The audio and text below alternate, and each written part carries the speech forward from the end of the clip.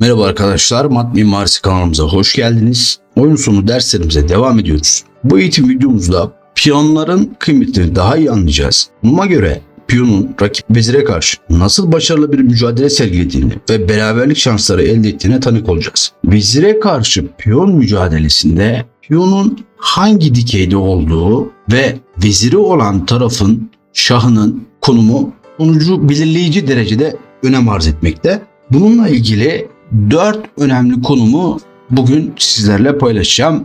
Vezire karşı piyon mücadelesinde beyazların piyonu kazanmak için şahının yardımına ihtiyacı var. Bulunduğu her fırsatla şahına yaklaşması gerek ve beyaz vezirin etkili bir yerde olması lazım. O yüzden burada vezir E3, şah C2'den sonra dikkat edelim.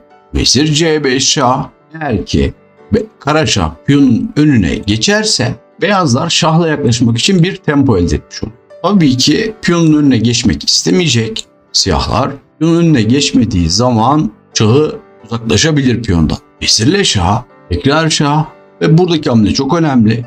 Piyona saldırdık ve kara şahı piyonu korumaya zorladık. Şimdi burada asıl ulaşmak istediğimiz konu buydu. Vezirle şah çekip hem şahı hem de piyonu istersek şah piyonu korumak için piyonun önüne geçmesi lazım. Ve burada beyazlar bir tempo kazandı. Bu şekilde her fırsat bulduğunda beyaz şah yaklaşacak. Dikkat edelim, burada piyonu süremiyor siyahlar çünkü açmaz var.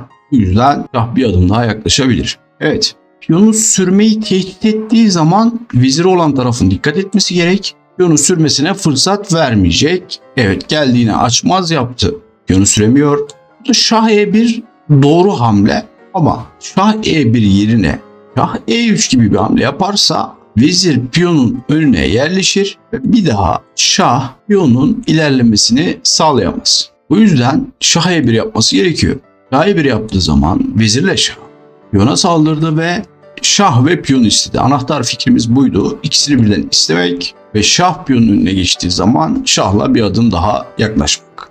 Piyonu sürmek istediği zaman tabii ki buna fırsat vermiyoruz ve şah ve piyona çatal atarak piyonun önüne geçmeye zorladık. Beyaz şah bu şekilde şaha yaklaşıyor ve şahın yardımıyla vezir piyonu kazanıyor.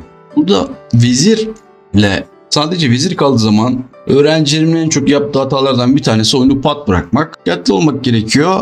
Rakip şaha nefes alacak. En azından bir kare bırakalım ki oyun pat olmasın. Burada da vezirle mat. Burada şah G5 gibi şahla yaklaşma hamlesini yapamıyor. Çünkü oyun pat oldu. Şah tehdidi yok ve siyahlar hamle yapamıyor. Bu yüzden şah çekmeye devam etmesi gerek beyazların. İkisini birden istediği zaman şah piyonun önüne geçiyor ama şahımızı yaklaşacak tempoyu bulamıyoruz çünkü pat. Bu yüzden şah çekmeye devam ettiği zaman beyazlar artık beraber oluyor oyun. Le piyon olduğu için şah köşeye yerleşiyor ve beraberlik. Şimdi piyonun vezire karşı başarılı bir mücadele verdiği diğer konuma geçelim. Burada da piyon terfi etmesine bir kare kalmış ve beyaz şah uzakta. Piyonun bulunduğu dikey önemli demiştik. A piyonunda oyun beraber oluyordu. Aynı şekilde H piyonunda da beraber olur. Ve gelelim C ve F piyonlarına. Fikirleri aynıdır bu ikisinin. Beyazların planı hem şah hem piyonu ikisini birden isteyip şah piyonun önüne geçerse şah ile yaklaşıp zaman kazanmak ve böyle adım adım bu fikirle piyonu kazanmaktı. Ama C ve F piyonlarında piyonu olan tarafın şöyle bir şansı var. Vezir şah çektiği zaman çatal yaptı. Piyonun önüne geçmek zorunda değil. Burada A1'e kaçıp piyonu alırsa oyunu pat bırakabilir ve buradan şunu söyleyebiliriz. C ve F piyonlarının beraberlik için şansları var. Örneğin birden şah çektiği zaman ben piyonu alamıyor. Şah çekmeye devam ederse yine şah geldi. Bu kez de piyona saldırsın. Evet, hemen piyonu korudu. Şah çekti. Ve siyahlar burada köşeye kaçma hamlesini bulması gerek. Bunu bulursa oyun beraber. Eğer şahı piyonun önüne getirirse beyaz şaha fırsat vermiş olur. Hani siyahlarla doğru savunma için C ve F piyonlarında şahı köşeye kaçmak beraberliği kazandırır. Şimdi bu örneğimizi inceleyelim. Videonun başında söylediğim gibi piyona karşı vezir mücadelesinde piyonların hangi dikeyde olduğu ve veziri olan tarafın şahının konumu önemli demiştik.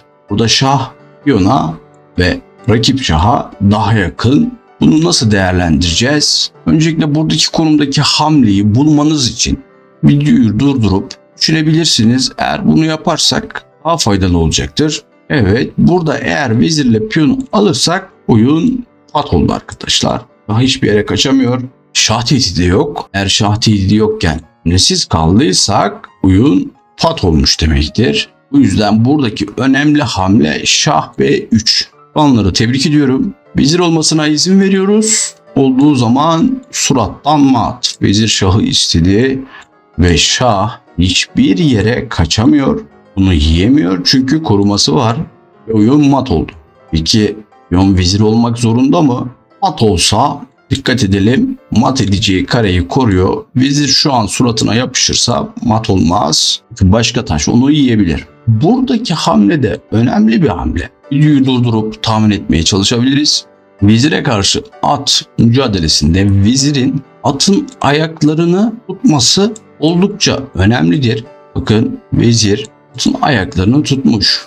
Eğer buraya gelirse zaten mat. Diğer taraflarda atı kaybeder.